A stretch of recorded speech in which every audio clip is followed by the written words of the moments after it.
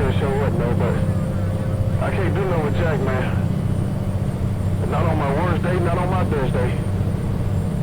But anyway, you tell Jack I said, what's up, two thumbs up. And when you are keeping everybody around Nova Scotia's Canada, so do it. Take it easy, take care, put on your hair, half a dozen. God bless you and the family. Switchblade with no condition, bye-bye. Small axe, small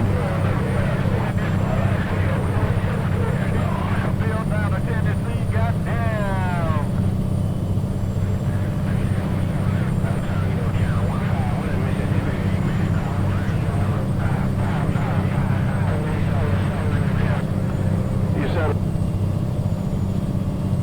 Call MD Hearing Aid at 1-800-758-2010. Satisfaction guaranteed. That's 1-800-758-2010.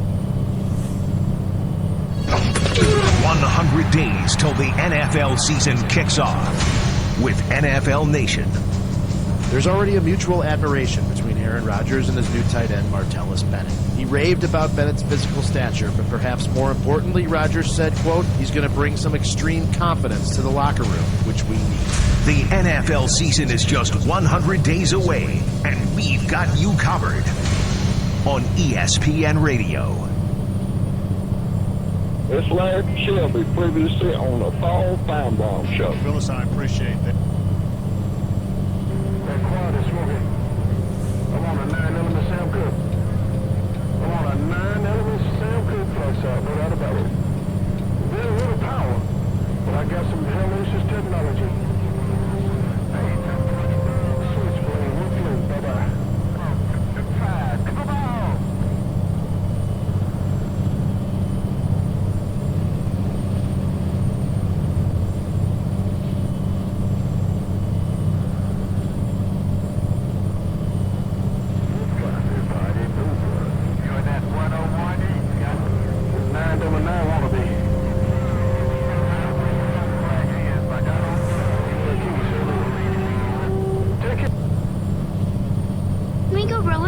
No, not tonight, sweetie.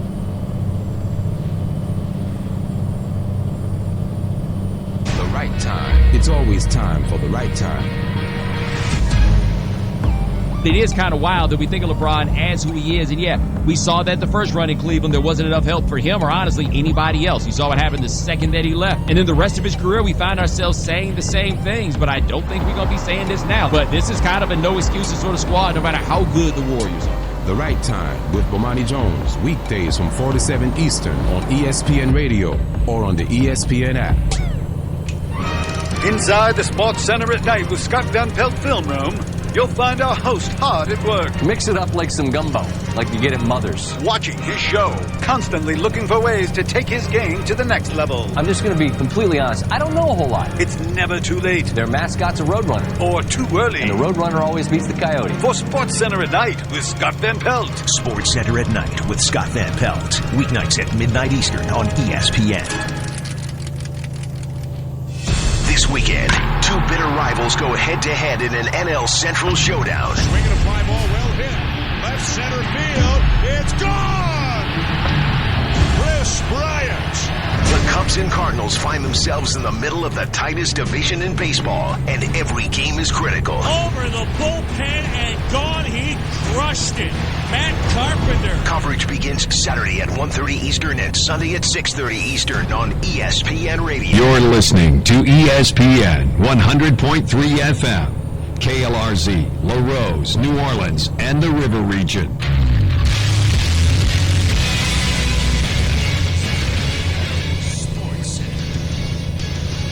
Gym basketball after the benches cleared on Monday. Bryce Harper back in the lineup on this night. It's the back end of the ESPN doubleheader. Nationals and Giants, Harper and Hunter Strickland. They both appealed their suspensions, so both are available for this game. Chicago Cubs looking to snap a 6-game road slide. They're in San Diego on this night. Meantime, the Dodgers have scored 7 unanswered. It's the first game of the ESPN doubleheader, playing the 7th inning, leading at St. Louis 7-3 in search of their 6th straight win. How about Robbie Ray? Complete game 4 hitter. He struck out 10. Diamondbacks win at Pittsburgh 3-0. Tyler Pill was in line for his first big league win in his first major league start, but Asdrubal Cabrera dropped two-out pop-up in the 7th. It scored 2 runs. The Brewers now even with the Mets at 4 as they play the 8th inning. Bradley Zimmer went deep, knocked in 4. Indians by the A's 9-4. 9th inning at Camden Yards. Yankees leading the O's 8-1. Brett Gardner, Matt Holliday have each gone deep a pair of times. The Rays have opened up a 5-2 edge in Arlington as they play the 6th. Chris Sale not exactly mowing him down in his first start against his former team, but the Red Sox leading at Chicago 7-4 in the 4th. Devin Marrero, 2 home runs and 5 knocked in. Jose Altuve has knocked in a pair. Astros lead the Twins 4-2 in the 6th in a battle of first-place teams. And the Blue Jays, powered by the long ball, leading the Reds 6-4 9th inning. Kendrys Morales' 2-run shot is the difference there. Kyle Seager's 4 RBIs is the difference in Colorado. Mariners lead. Game ban for the big fight, the big dust-up, the big rhubarb they had last night in San Francisco. That's what's trending, and I'm Looney. All right, here we go. This is JT the Brick with Tom Looney. On the long straight. This is the most interactive show. That's what we do. You guys got to say something about this. JT the Brick with Tom Looney. JT and Looney, the JT the Brick Show on Fox Sports Radio at 877-90.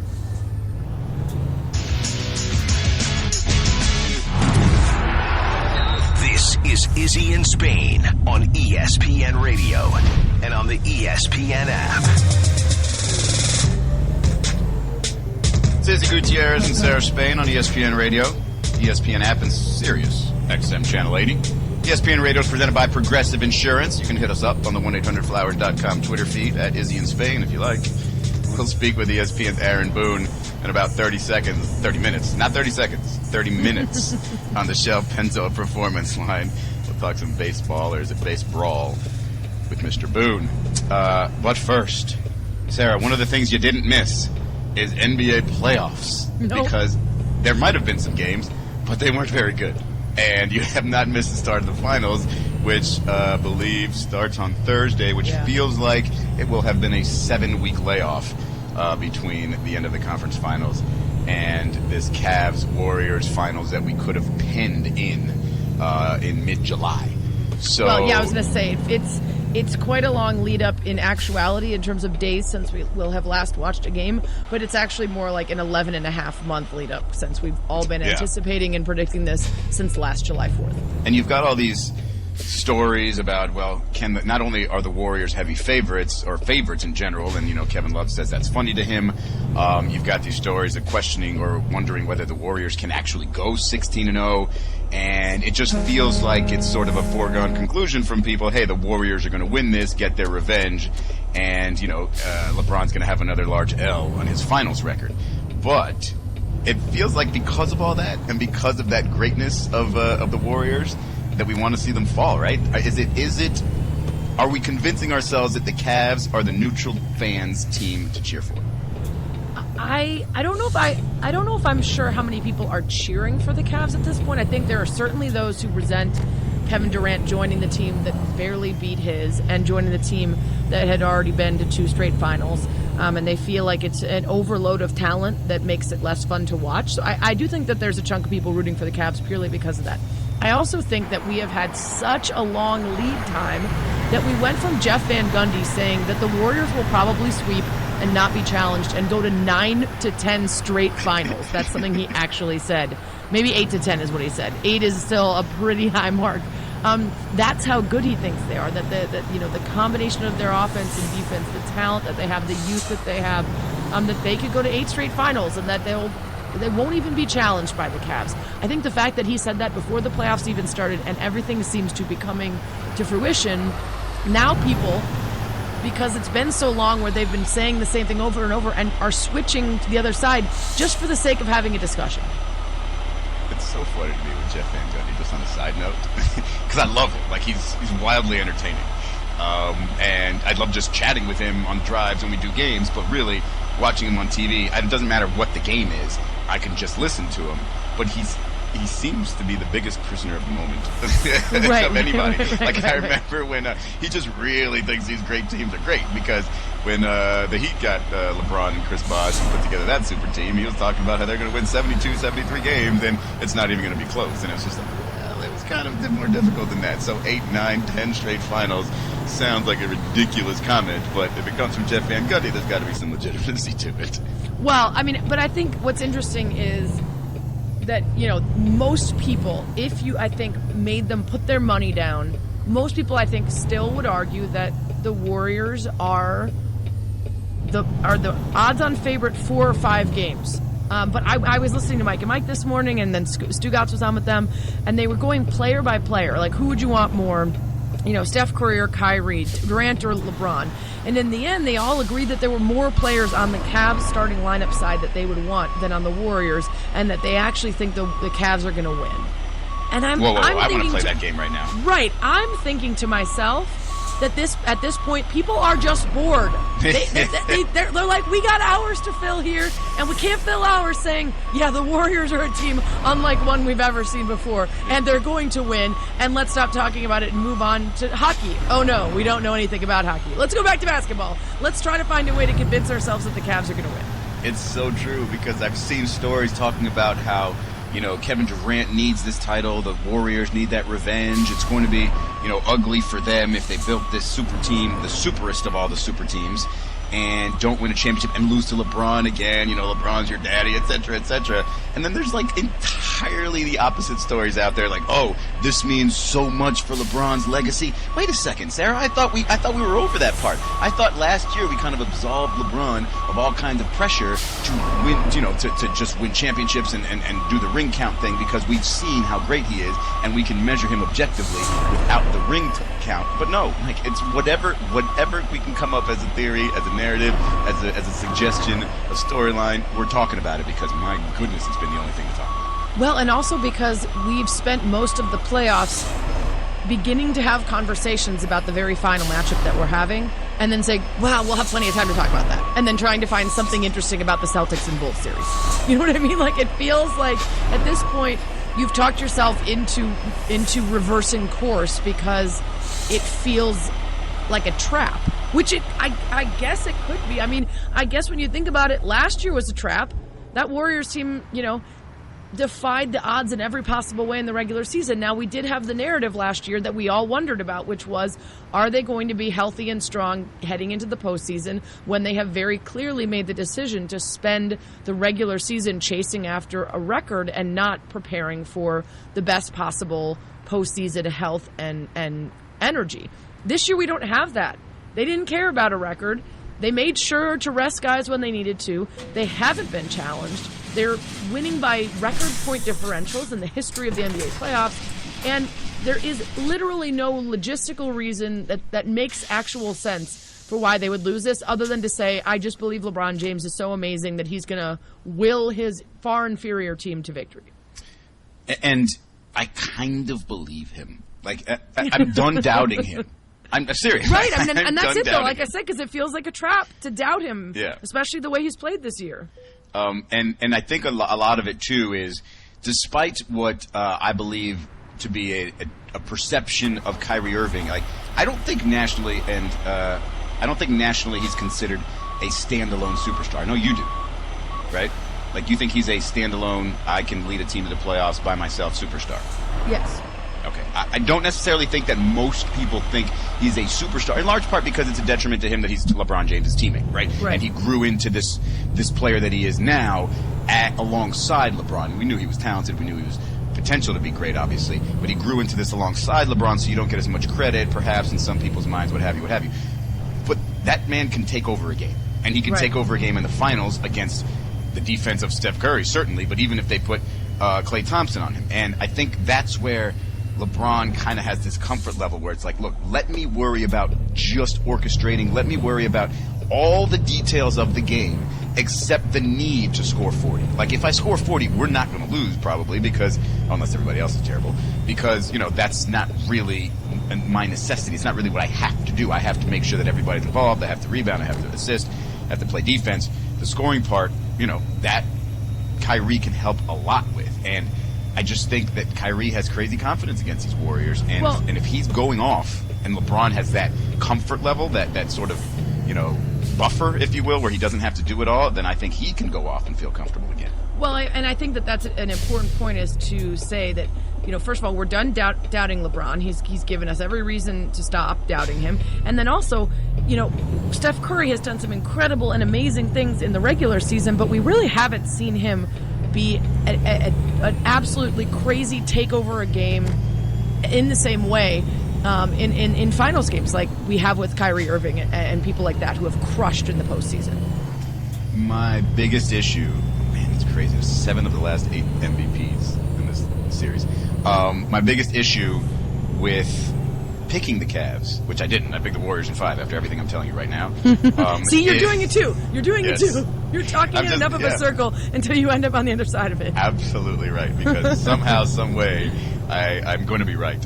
But I just don't know who LeBron's going to defend and not get tired. Like whoever he was defending in previous series leading up to this one, not a challenge for him. He could sort of roam and then, when necessary, really take on that primary offensive player late in the game, or if that player's going off at any given point, do that. But you got no choice but to be a very, very good defender against a super talented offensive player.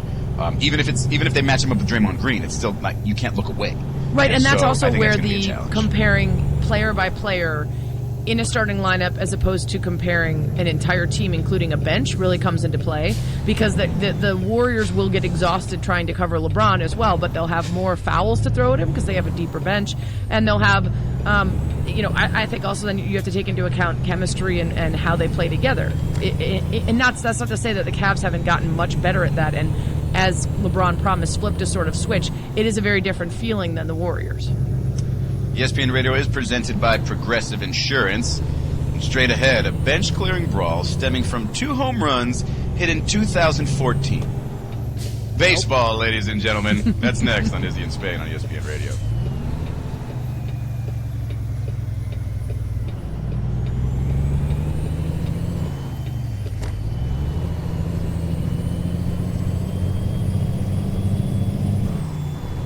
Grinding every single day and you live with these guys, you have to kind of set standards for your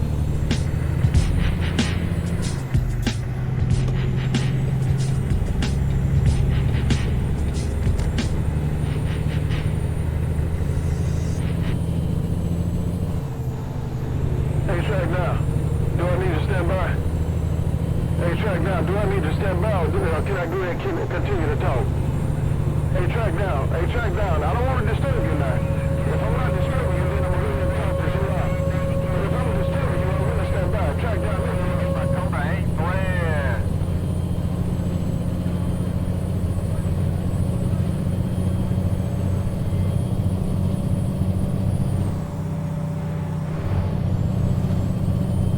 Hey, 292, take it.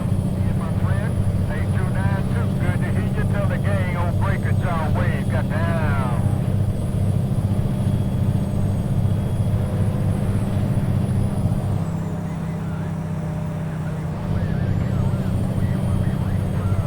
Contact, my friend. Always good to talk with you, no doubt about that. I wish you well. Take care, track down. I think half a dozen still on the mall. Track down, I think half a dozen still on the mall, but that's good news. Bad news, JR been there and gone. JR queued up while all y'all was on the mall. And see, you can get your damn radio cut off too. Just because you're retarded, retired. You said you're retired, CV. I think you said. Yeah, I don't know. JR might have said retarded. Yeah, you can't never tell. You see. Man, y'all take care. Let me get out of here. They kept making 24/7 gonna curse me out. Switchblade squad.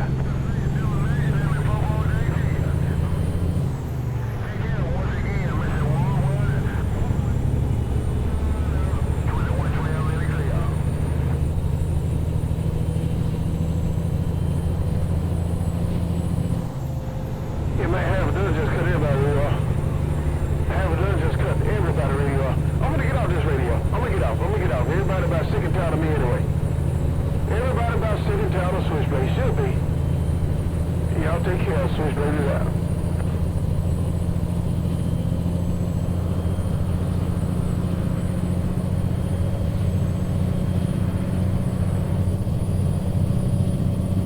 Tell the truth. Hey, half a dozen, don't you lie to me. Hey, half a dozen, don't you lie to me, Captain.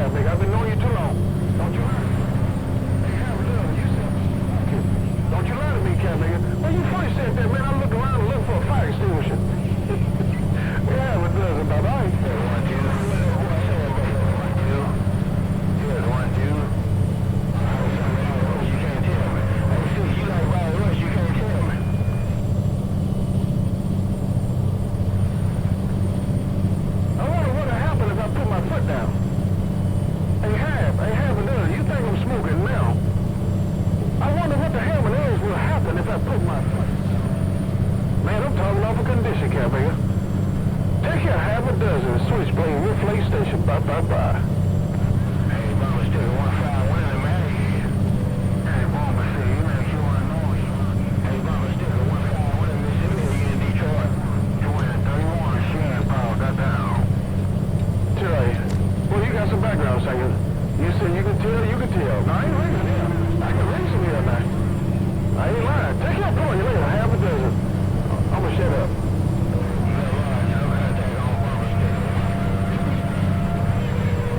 Hey, JR. Yeah, you got it down. You got one flag. You got conditional one flag now. Last 4 or 5 key, you got it down, Cowboy. I ain't half a dozen. I'm gonna shut up. Take care. Call you later. Switchblade is out.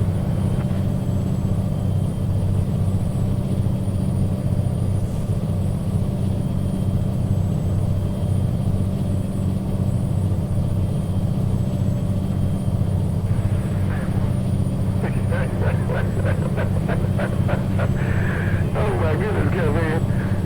Yeah, you ain't no damn 3-key winner, Kevin. You got that hammer down. Somebody made it rough a little bit. Boy, you got a damn hammer down.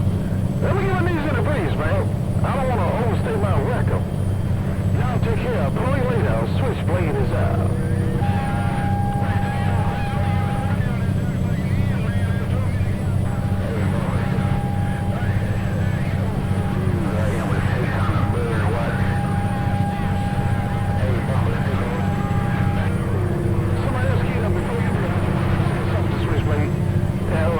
Attention, you keyed up before they called me name. I wanted to put the name in the Hall of Fame. Heartbreaker. Now you heard me. I didn't see y'all do that on purpose. Some people hate my talk show. Some people love my talk show. Now Heartbreaker, you just want to speak, I know. But I gotta get out of here and go. Take care, Worldwide Heartbreaker. Holiday wishes. Bye bye.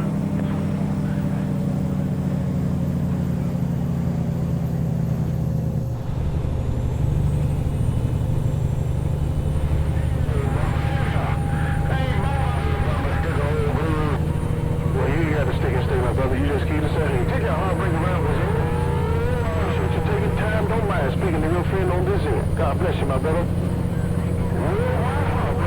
Country Switchblade 10-6, bye-bye.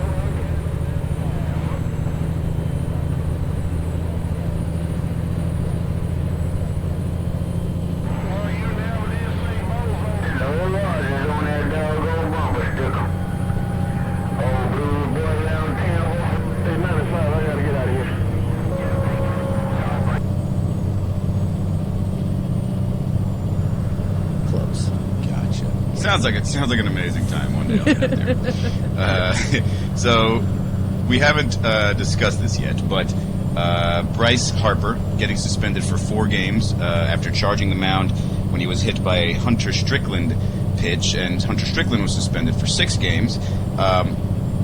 We've seen, if you haven't seen the video of it, the replay of it, it's not great for Bryce, who throws his helmet somewhere on the field, just not in the direction of Hunter Strickland.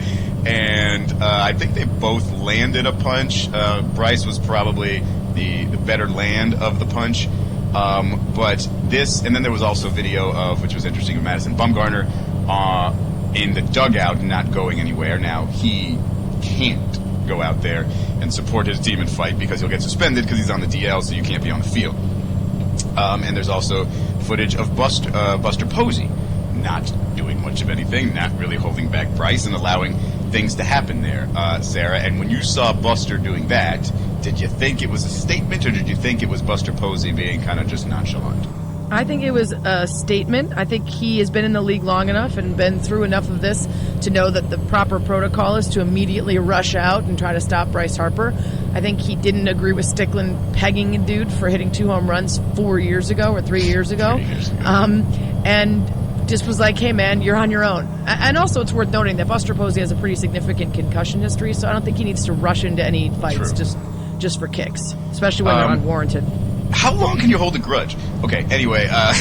Who, me personally? No, not Forever. you, Hunter Strickland.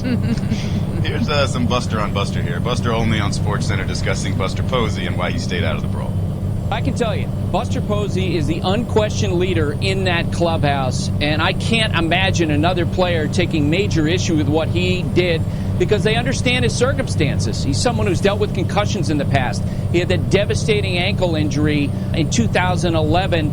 They know that he's someone that they can rely on, and I think Buster Posey probably saw this taking place, and it was sort of a lose the battle, win the war type thing. Okay, he didn't get involved in that fight, but he stayed healthy, and that's the most important thing for the Giants. And is it possible that he also didn't agree with Strickland's actions? I don't think there's any question about that.